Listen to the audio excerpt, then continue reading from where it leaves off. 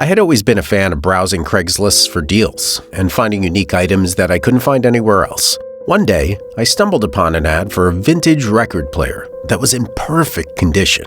I couldn't resist sending an email to the seller to inquire about it. To my surprise, the seller responded within minutes, and we quickly began discussing the details of the item. The seller, who went by the name of Jack, seemed friendly and eager to make the sale. We agreed to meet up later that week at his apartment to finalize the purchase. I arrived at the apartment complex at the agreed-upon time and made my way to Jack's unit. As soon as I entered the apartment, I could tell there was something off about the place, but I couldn't quite put my finger on it. Jack welcomed me in, and I noticed he had a strange energy about him. He was jittery and seemed nervous, but I brushed it off as him being an anxious person. I inspected the record player and was pleased to find that it was in even better condition than the pictures had shown. I was ready to make the purchase when Jack suddenly interrupted me, asking if I wanted to see something really cool that he had in the other room. Feeling a bit hesitant, I agreed to follow him. We made our way to a room at the back of the apartment. The room was filled with a ton of objects and things, seemingly just a collection of complete randomness. Jack pointed to a large trunk in the corner of the room and said that he had something inside that I might be interested in. As he opened the trunk, I was hit with a musty smell that made me feel lightheaded. Inside the trunk was an old tattered white sheet. I could tell something was under it, but I didn't care to see any more. "Sorry, the smell is just a lot," I said abruptly. I turned my head and started walking back to the other room.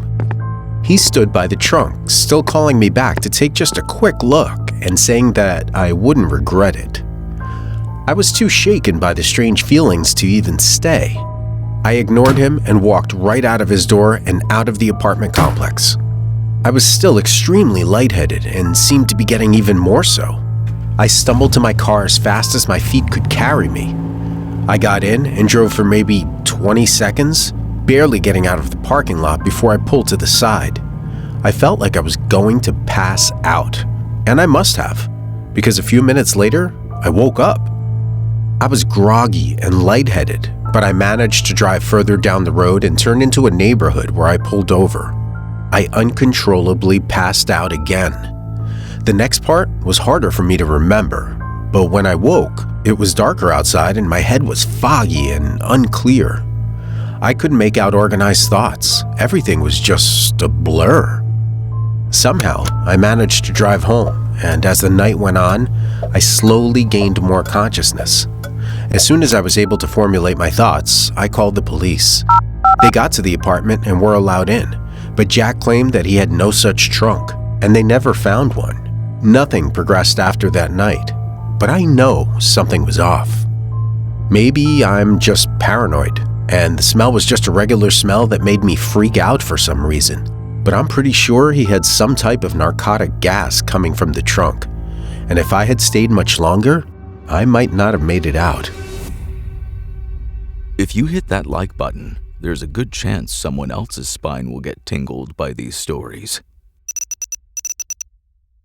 Having just moved to a new city, I turned to Craigslist to find someone to share my new apartment with. As soon as I saw his post, I contacted him. His name was James. We exchanged a few emails and phone calls, and things seemed to be going well. A few days later, we agreed to meet in person to discuss the details. At first, James seemed like a friendly and easygoing guy. He was in his early 30s and kind of reminded me of myself. We talked for a while about our interests and hobbies, and he shared some funny stories about his previous roommates. As we were wrapping up our conversation, James suddenly got very serious. There's something I have to tell you. It's kind of important," he said. I looked at him confused. "What condition?" "Sleepwalking," he said, "and it's pretty severe. I just want you to know that up front in case it's a problem." I shrugged and said it was fine, not a big deal. The first few weeks went without incident. James seemed like a great roommate, and we got along well. But then I started noticing strange things around the apartment. In the morning, food would be missing from the fridge, and things would be moved around. I assumed it was just James sleepwalking, but didn't give it much thought. One night, I was awakened by a strange noise coming from James's room. At first, it sounded like he was talking to himself. But then I realized it was something else. A low growling sound that sent chills down my spine. I got up quietly, crept to his door, and listened. The growling got louder and more intense. I opened the door slowly. As I peered inside, I saw James standing in the middle of the room, his eyes closed. It was a strange and unsettling sight. I felt like I was seeing something that I wasn't supposed to see. I chose to back away and go back to my room. The sounds went on for a few more minutes before they stopped. In the morning, I refrained from mentioning anything to James so as not to embarrass him. He seemed to be acting normal anyway, so I brushed it all under the rug and forgot about it. Another few days went by, and I found myself waking up occasionally to footsteps in the hallway, doors opening and closing, and sometimes even James making that same growling noise. I knew it was just James sleepwalking, so it didn't frighten me, but I still had trouble falling asleep unless I heard him go back to bed. One night, though, I woke up to James's bedroom door closing. Usually, he closed it softly, but this time, it sounded like he had slammed it. My eyes shot open, and I stared at my door as his footsteps slowly crept over and stopped. I could see his shadow underneath the crack in the door. Then, the doorknob slowly turned, and he opened the door softly. James's figure stood in the darkness between the doorway. I was frozen, staring at my creepy roommate. I knew it was him sleepwalking, but it was still a creepy sight. Then he began making those same growling noises. After a moment, he stopped. Seconds later, his eyes shot open, and suddenly he lunged towards me. In seconds, he had me pinned down. His eyes were blank and expressionless. "Stay still," he said in a monotone voice, as if he was still asleep. "Don't move." I tried to break free, but he was too strong. I felt a deep, intense fear building inside me. And then, just like that, it was over.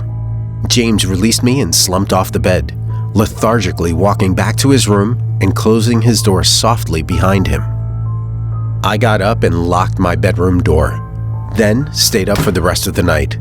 In the morning, I left for work early before James even got up.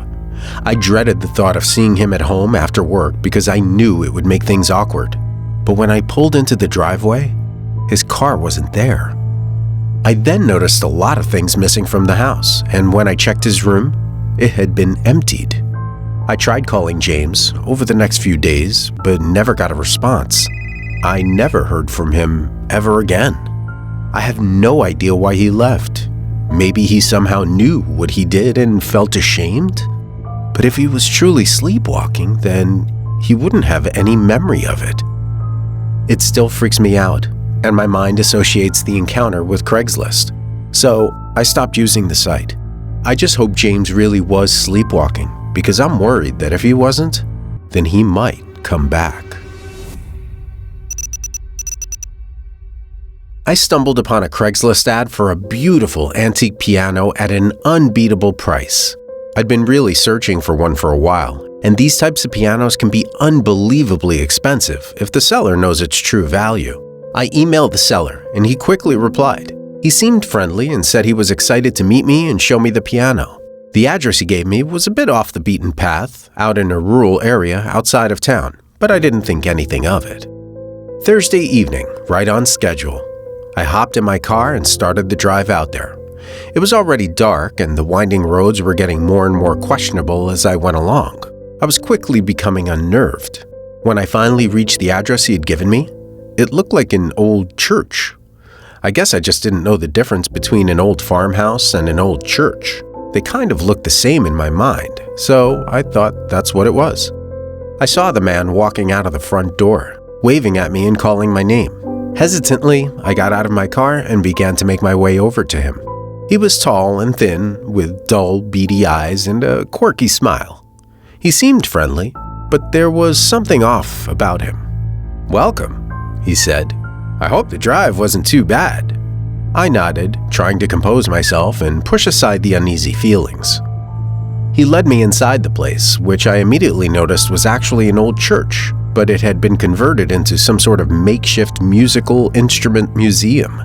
There was all kinds of gear lining the walls: drums, banjos, guitars, and a host of other instruments. I didn't spot the piano, though. I turned and asked him where the piano was.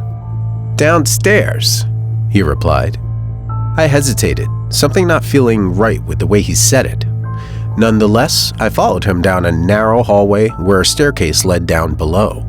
He grabbed a heavy flashlight before starting down those stairs. As we reached the bottom, he turned to me and gave me a lopsided grin. "It's down there, don't worry." He shined the flashlight on a small room off to the side. I hesitated, unsure if I should go in, but I was too far in to back out now. We entered the room. The man flickered the lights on, which were dim just enough to see the piano sitting in the center.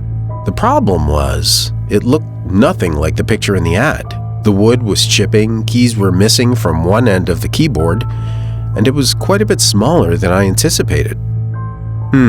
Not quite what I was expecting, I said, trying to sound polite, but my disappointment was clear in my voice. "I'm sorry, it's not quite what you were looking for?" he replied.